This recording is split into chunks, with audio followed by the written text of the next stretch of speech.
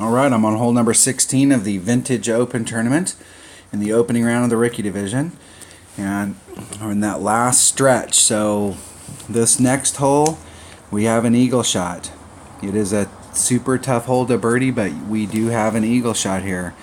We do have a possibility of a hole-in-one on 17, and we do have an eagle shot on hole number 18. So I've got 3 holes here.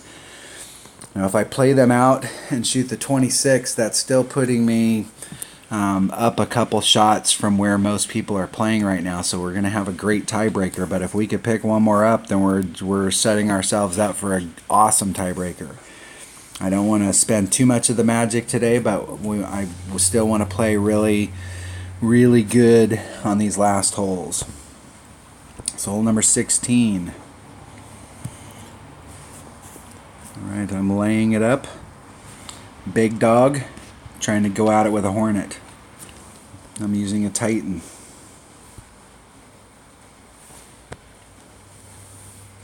So I got an extra mile. No, I'm using a quarterback. Excuse me, I'm using a quarterback as my driver. Last time I had to make up a shot. And with my quarterback, I'm using about a half a backspin. Backbone Hornet, just in case I get down into that range. I'll need my accurate clubs, and I'm using a Titan. I need as much wind help as I can. And if you have, so this first shot is an absolutely layup shot. It's like a lot of shots in this tournament where, you can use a quarterback to get the job done because it's a lot more accurate. But you still have to adjust for that topspin, and you're not having to use everything in these clubs. The second shot's the one that's critical.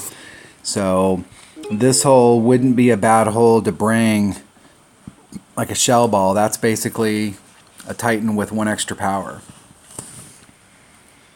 I think the firework balls we don't need that much side spin on that second shot. We can't get out there, so we wouldn't want to waste that ball on any of the 3 side spin ones. Actually, if you have a 1 side spin ball, now I don't think a power, and the deal is that I don't know how much of an advantage it would get you. It might get you, like right now I'm right about mid short iron, so it might get you more towards your minimum short iron, but it's a diminishing return because you can't, there's not a whole lot of room left on the right, and so you'd end up with a little more distance, and the distance isn't as critical there. So quarterback, big dog, backbone, Hornet. Now my goal is quarterback, big dog, Hornet with a Titan.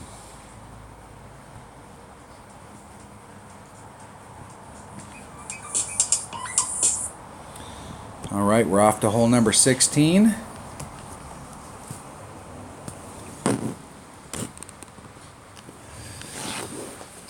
Need to get this drive shot down, so I've been using about a half a backspin.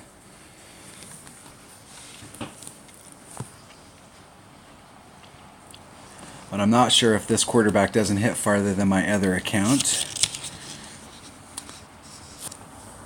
I looked at the wind numbers, and they're the same, but as far as the top spin and that stuff, I'm going to put 1 backspin just to play it safe. 3-6. I'm going to do a 3-6 wind adjustment. And I just want to hit it perfect, no overpower.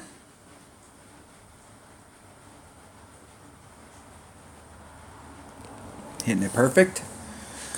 Now it's all about distance. So anything over 300, you're in the range. And I could have put on a half a backspin and I would have had plenty of room right there. So 299, where I'm right at the minimum. Really like to see something over 300. And it's one of those deals, you have a little bit of room that you can go forward. So like 300, 310. I'm not sure what the max is in the front because I don't ever try and get that close. Every yard you get closer helps you on the other end. But the spot that I can get with a 3-power ball out there, if I get much further, it's not really going to help me. It's going to be at this, I'll be further out, but I'm pretty much running that parallel line to the cup. And I do not want to end up in the rough up there. Now you can get on easily, especially since they took the trees off, because you can, before when the trees were there, if you hit up there, you were in big trouble. But now you can shoot to the fairway up on the left, clear the trees, and then go for the green. So you still have a shot at it. Whereas before, if you hit in the rough down there, you were in big trouble.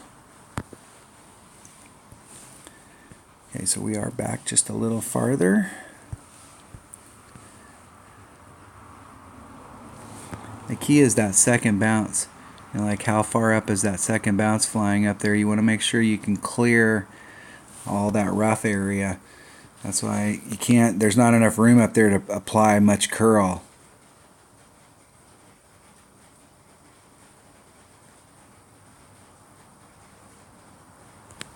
Hitting it great on the inside.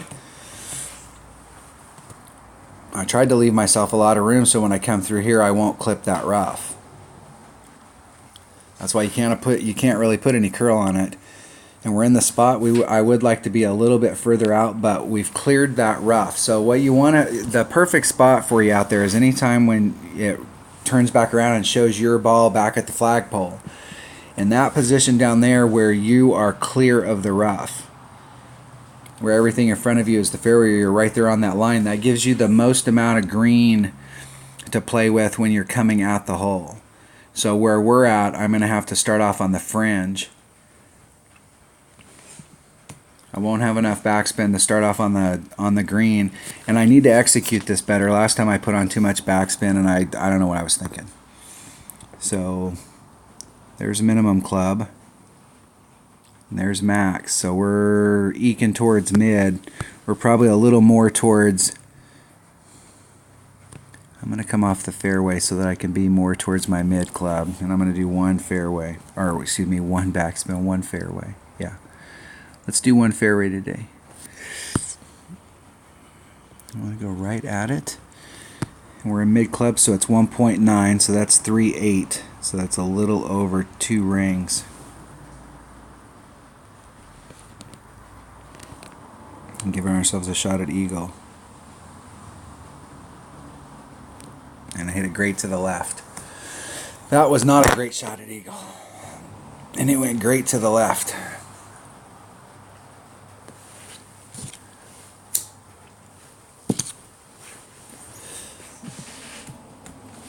I think I probably, man, that would have been real close on a perfect. That would have been a real close shot. I think it would have, if it would have went in, it would have went in on the right-hand side of the cup. That was a real, that would have been a great shot to see what perfect looked like. But I'm much happier with that result than I was the last time. Last time I forced the issue to try and stay on the fringe, and ended up putting on too much topspin, and it kind of messed the shot up. The traditional way, or the best way, I think, to take that hornet shot in most cases is with just one backspin. And when you're back behind it and you're moving it towards you'll see the ball guide dip, and then when you pull it right back to the point where it just barely starts to lift back up again, that's the right distance from the hole.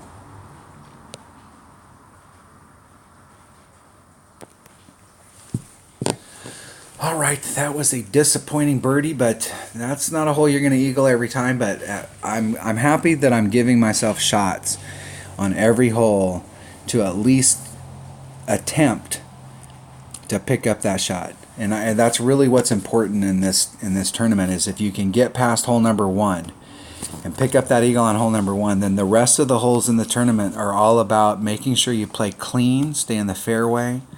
Make sure you get on the green so that you can get your minus 24 and roll on. And every one of those holes, if you gave yourself a shot to pick that up, you know, the hope would be is that you could pick up 1 per side, 2 out of 16.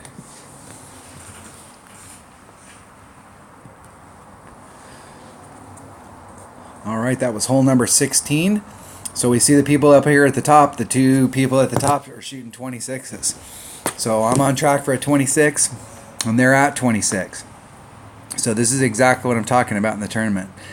is that in these upper divisions, if you're playing in the rookie division and you're playing in a expert or master's bracket, these numbers up here at the top, now that means we're going to bring possibly 3 people over from the other side that shot 26.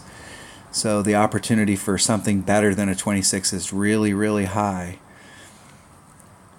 And so I picked up 2 shots here on the back and didn't pick up any on the front, so it's just 1 shot here or there. So I have 2 holes left to try and pick one up.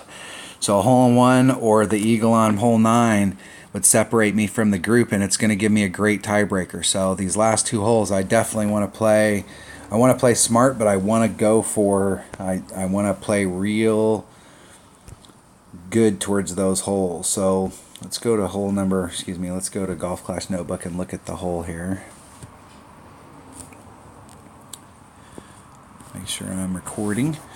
All right, so I'm going to use a sniper and a navigator, 4 backspin, 1 per ring. And we're going straight at it. So I'm using a sniper. Take my accurate bag, sniper, navigator. 1 per ring. And it's 4 backspin. I'm not in my min or my maximum club, but for some reason it likes the 1 per ring where it's at, and not the 1.33 that it should be.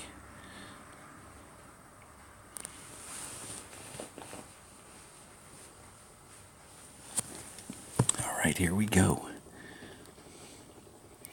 I think the way I play my quarterback is, or excuse me, my sniper is at 1, 1.25, and 1.5. So I was playing it at a different number and it wasn't quite working out right. So I'm just playing it at the pure 1. I think there's an elevation change here, and so it's changing the number. So this should be about 2.1 per ring, so it should be about a ring and a half. That was a good adjustment. Fairly good. Hitting it perfect. Not sure why they brought a big dog to this hole. This would have been maybe they only have 1 bag and they forgot to change it out. Okay, so I'm going to do 4 backspin.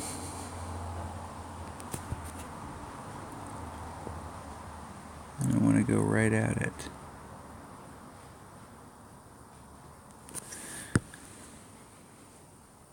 Okay, we're just a little to the left of the cup.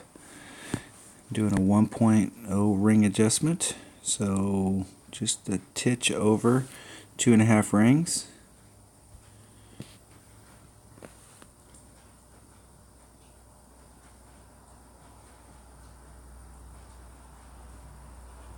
Oh, and I hit it great to the right. Lost my timing. I walked away and made my wife some dinner. Excuse me. Lost my perfect timing.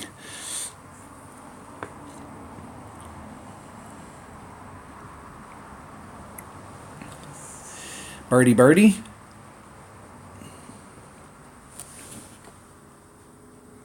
This is a good hole for hole-in-one, though. I think all of the holes in this tournament, give you that opportunity. The first par 3's the most dangerous, but every one of them has a pretty decent shot where you don't have to do a whole bunch. Here, 4 backspin, this being the most that you really have to do on any of the holes. All right, I will forfeit.